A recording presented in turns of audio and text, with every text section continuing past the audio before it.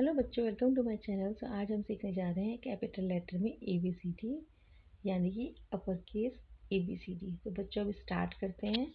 हम लेंगे इसके लिए black pen,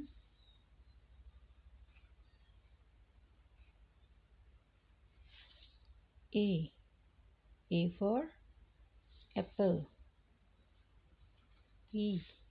B for butterfly, C for candy,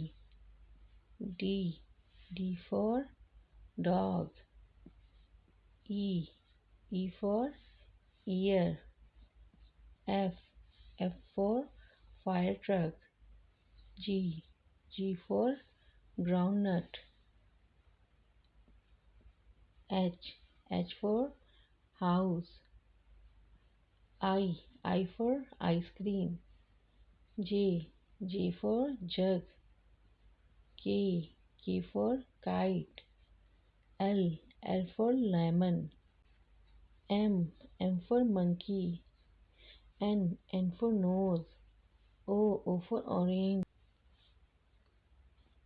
P for piano, Q for queen, R for ring, S for star, T for tiger, U for umbrella, V for village, W for water, X for xylophone, Y for yak, Z for zebra, and last में हमने बनाई एक छोटी सी smiley for happy kids.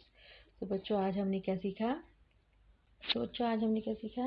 ABCDEFGHIJKLMNOPQRSTUVWXYZ।